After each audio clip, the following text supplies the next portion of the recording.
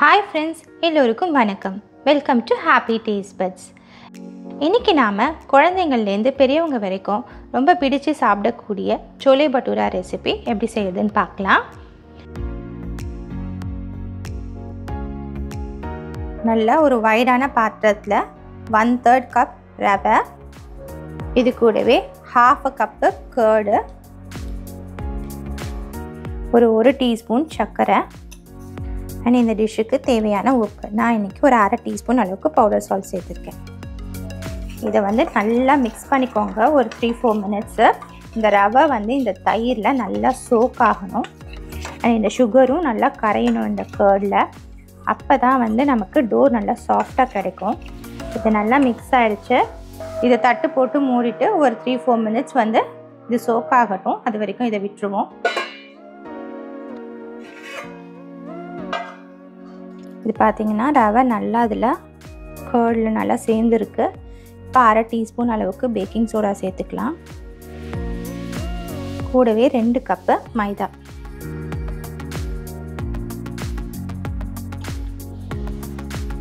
இதை நல்லா மிக்ஸ் பண்ணி விட்டுருங்க.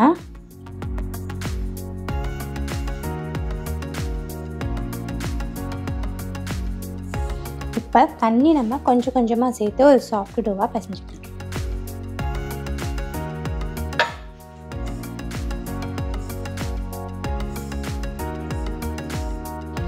இந்த அளவுக்கு சாஃப்டாக பிசைஞ்சுக்கோங்க. அண்ட் இந்த மாவு ஒரு மினிமம் 1 ஹவர் போல் ரெஸ்ட் ஆகட்டும். நீங்கள் ஒரு 2 ஹவர்ஸ் போல் ரெஸ்ட் ஆகி அதுக்கப்புறமா திரட்டினீங்க அப்படின்னா மாவு நல்ல ஒரு எலாஸ்டிசிட்டி கிடைக்கும். க்ளூட்டன் ஃபார்ம் ஆகி நமக்கு திரட்டுறதுக்கும் ஈஸியாக இருக்கும். பூரியும் உங்களுக்கு ரொம்ப நேரம் வரைக்கும் சாஃப்டாக இருக்கும். சோலே மசாலா எப்படி ரெடி பண்ணிக்கிறதுன்னு பார்க்கலாம். காபூலி சன்னா நான் 1 கப்பு ஓவர் நைட் சோக் பண்ணி எடுத்திருக்கேன். இது மினிமம் ஒரு 8 ஹவர்ஸாவது சோக் பண்ணிக்கோங்க. அப்போ தான் சன்னா நல்லா சாஃப்டாக வேகும்.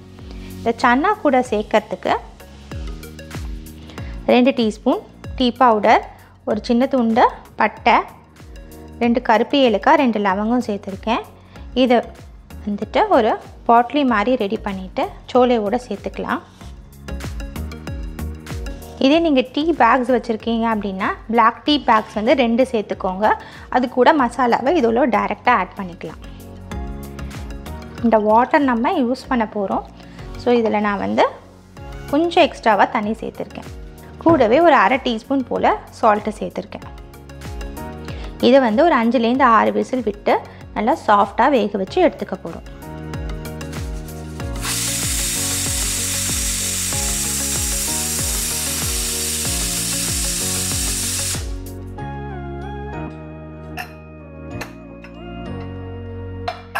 சிக்ஸ் விசில்ஸ் நான் விட்டு எடுத்திருக்கேன். இதை ரிமூவ் பண்ணிடலாம். சன்னா நல்ல கலர் வந்திருக்கு. அண்ட் எந்த அளவுக்கு சாஃப்டாக குக் ஆகிருக்குன்னு சொல்லிட்டு நம்ம பார்த்துடலாம். நல்லா சாஃப்டாக குக் ஆகிருக்கு. ஸோ இது சைடில் இருக்கட்டும். சோலே செய்யறதுக்கு நம்ம ஃபஸ்ட்டு ஒரு ஃப்ரெஷ் மசாலா பவுடர் ரெடி பண்ணிக்கலாம். இது உங்களுக்கு ரெடிமேடாக மார்க்கெட்லேயும் கிடைக்கும். அதை ப்ரிஃபர் பண்ணுறவங்க அதையும் யூஸ் பண்ணிக்கலாம். 3 டீஸ்பூன் தனியா, 1 டீஸ்பூன் சீரகம், 3 காஞ்ச மிளகாய், 1 டீஸ்பூன் சோம்பு, 1/4 டீஸ்பூன் மிளகு, 1 கருப்பு ஏலக்காய், சின்ன துண்டு பட்டை, 2 பச்சை ஏலக்காய்,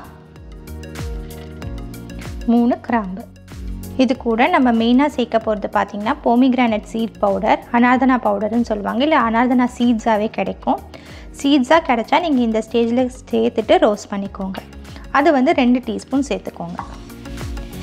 அனார்தனா பவுடர் என்கிட்ட இல்லை அப்படிங்கிறவங்க நீங்கள் மேங்கோ பவுடருமே யூஸ் பண்ணலாம், ஆம்ச்சூர் பவுடர். அதோட இன்னொரு ஆல்டர்னேட்டிவ் சாட் மசாலா. இது லேசாக ரோஸ்ட் ஆகட்டும். அதுக்கப்புறமா இந்த பவுடரையும் சேர்த்து நம்ம ரோஸ்ட் பண்ணிக்கலாம். இதில் நம்ம போட்ட மசாலா எல்லாமே பாதி ரோஸ்ட் ஆகிடுச்சு. நான் அந்த ஸ்டேஜில் இந்த பவுடரையும் இதில் சேர்த்துக்கிறேன்.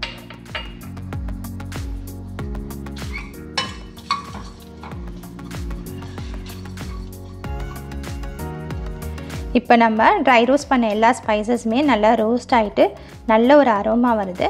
இந்த ஸ்டேஜில் ஃப்ளேமை ஆஃப் பண்ணிவிடுங்க. இது நல்லா கூலானதுக்கப்புறமா ஒரு ட்ரையான மிக்ஸி ஜாரில் சேர்த்து ஒரு ஃபைன் பவுடரை அரைச்சி எடுத்துகிட்டு வந்துடலாம். இந்த அளவுக்கு அரைச்சி எடுத்துக்கோங்க. ஒரு திக் பாட்டம்டு பேன் எடுத்துக்கோங்க. அதில் ஒரு 3லேருந்து 4 டேபிள் ஸ்பூன் அளவுக்கு வெஜிடபிள் ஆயில், அப்படி இல்லைன்னா பீனட் ஆயில் சேர்த்துக்கலாம். எண்ணெய் சூடானதும் 2 லீஃபு, பே லீஃபு, ஒரு 1/2 டீஸ்பூன் சீரகம், ஒரு 1/2 டீஸ்பூன் போல் பெருங்காயத்தூள்,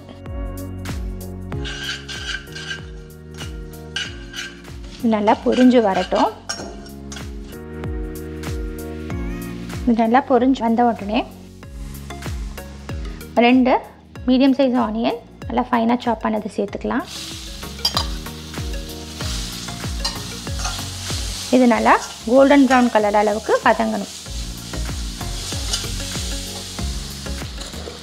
வெங்காயம் குயிக்காக வதங்கிறதுக்கு கொஞ்சமாக உப்பு சேர்த்துக்கிறேன்.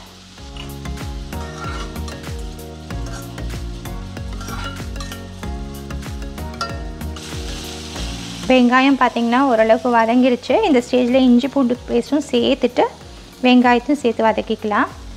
ஒரு 1 டேபிள் ஸ்பூன் அளவுக்கு இஞ்சி பூண்டு பேஸ்ட் சேர்த்துக்கோங்க.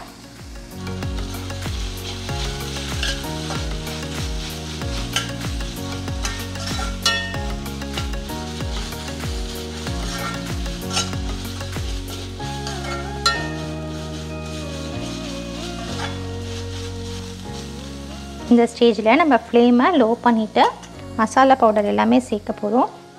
1 டீஸ்பூன் தனியா powder, 1/2 teaspoon Kashmiri chilli powder, and இது கூட நம்ம அரைச்சி எடுத்துகிட்டு வந்த மசாலாவில் 3 டீஸ்பூன் சேர்த்துக்கலாம். இதை நல்லா மிக்ஸ் பண்ணி விடுங்க.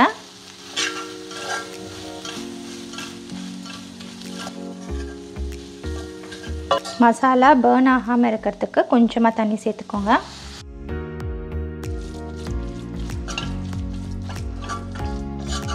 இதை ஒரு 1 நிமிஷம் போல் நல்லா சாட்டே பண்ணிக்கோங்க.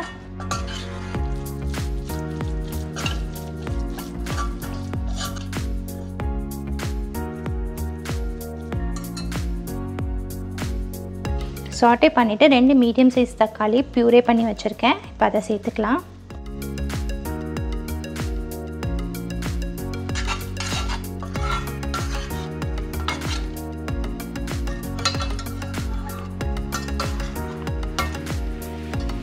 இது கூட நம்ம கடலை வேக வச்சுருந்தோம் இல்லையா, அந்த தண்ணி ஒரு 2 கரண்டி சேர்த்துக்கோங்க.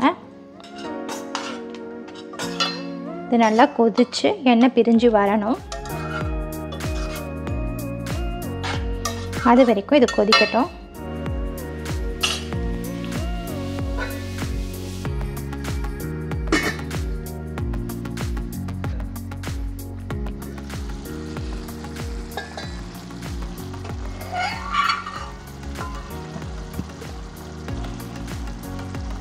மசாலா குக்காயி எண்ணெய் பிரிஞ்சு வர ஆரம்பிச்சிருக்கு.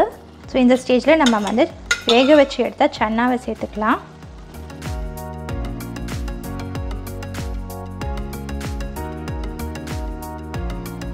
இது கூட இந்த டிஷ்ஷுக்கு தேவையான அளவு உப்பு,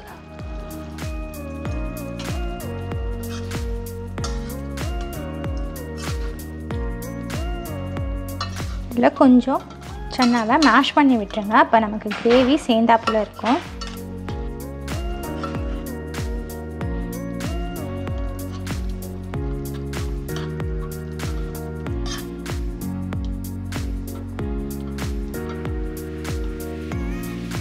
இந்த தண்ணியையும் சேர்த்துடலாம்.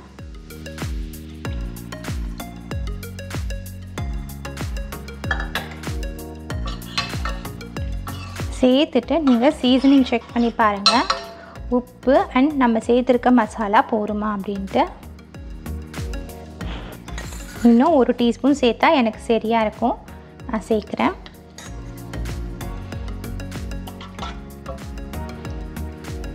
இது நல்லா கொதித்து வரட்டும். மூடி போட்டு ஒரு 5 மினிட்ஸ் குக் பண்ணிக்கலாம்.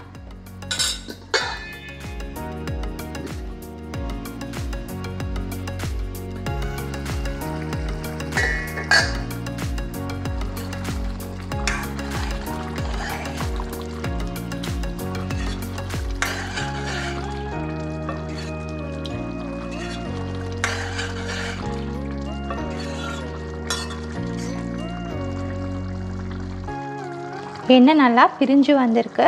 நான் பார்த்தீங்க அப்படின்னா மீடியமாக தான் ஆயில் சேர்த்துருக்கேன், நிறைய சேர்க்கலை.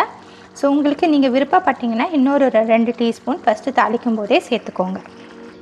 ஃப்ளேமை ஸ்விட்ச் ஆஃப் பண்ணிவிட்டு கார்னிஷிங்க்கு ஃபைன்லி சாப்டு ஃப்ரெஷ் கோரியாண்டர் சேர்த்துக்கோங்க.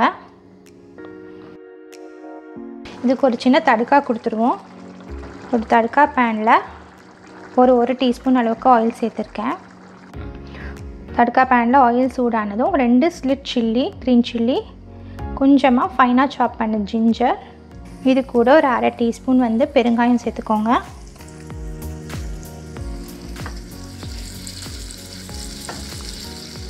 இஞ்சி நல்லா பொரியட்டும்.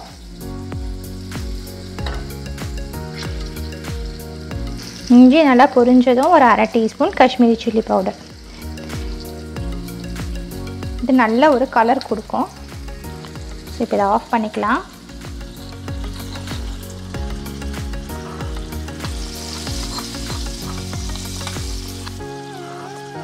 இதை சேர்த்துட்டு லேசாக மிக்ஸ் பண்ணி விட்டுக்கலாம்.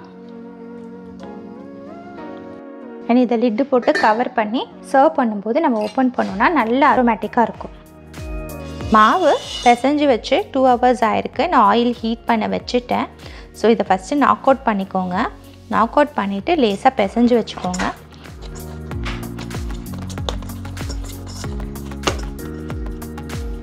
பிசைஞ்சிட்டு இதை டிவைட் பண்ணி எடுத்துக்கலாம் சின்ன சின்ன போர்ஷன்ஸாக. எந்த சைஸ்க்கு வேணுமோ அந்த சைஸ்க்கு எடுத்துகிட்டு இது மாதிரி ரோல் பண்ணிக்கோங்க. அண்ட் ரோல் அவுட் பண்ணுற இடத்துல நல்லா ஆயில் அப்ளை பண்ணிவிட்டு ஈவன் ரோலிங் பின்லேயும் லேசாக ஆயில் வந்து அப்ளை பண்ணி வச்சுக்கோங்க. ஸோ தட் மாவு வந்து நமக்கு ஸ்டிக் ஆகாமல் இருக்கும். இதை வந்து ஓவல் ஷேப்பில் ரோல் அவுட் பண்ணும்போது பார்க்குறதுக்கு நல்லாயிருக்கும். ஸோ இந்த மாதிரி நல்லா ஸ்ட்ரெச் பண்ணி ரோல் அவுட் பண்ணிக்கோங்க. நம்ம எடுத்து போடும்போது அகெயின் இது பார்த்திங்கன்னா சைஸு லேசாக ஸ்ட்ரிங்க் ஆகும். ஸோ நல்லா திரட்டி எடுத்துக்கோங்க. நல்லா ஆயில் சூடானதுக்கப்புறமா இந்த மாதிரி மெதுவாக போட்டுட்டு ஆயிலை வந்து இந்த மாதிரி மேலே வந்து எடுத்து விடுங்க. ஸோ தட் நல்லா உப்பி வரும் நமக்கு. மாவு நல்லா சாஃப்டாக இருக்குது அண்ட் நல்லா உப்பி வந்திருக்கு. இது எவ்வளோ நேரம் ஆனாலுமே பார்த்திங்க அப்படின்னா இந்த மாதிரி மாவு பிசையும் போது நமக்கு பூரி வந்து சாஃப்டாகவே இருக்கும். நல்லா கோல்டன் ப்ரௌன் வர வரைக்கும் இதை ஃப்ரை பண்ணிடுங்க. இப்போ திருப்பி விட்டுக்கலாம்.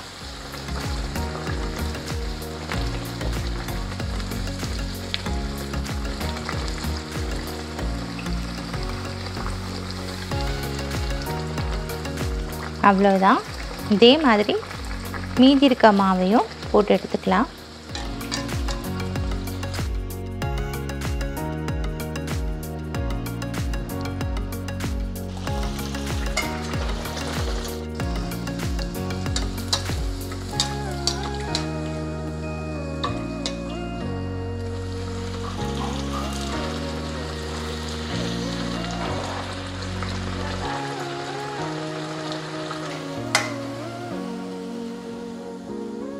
Chole bhatura once in a while இந்த மாதிரி சாப்பிட்றதுல தப்பே கிடையாது.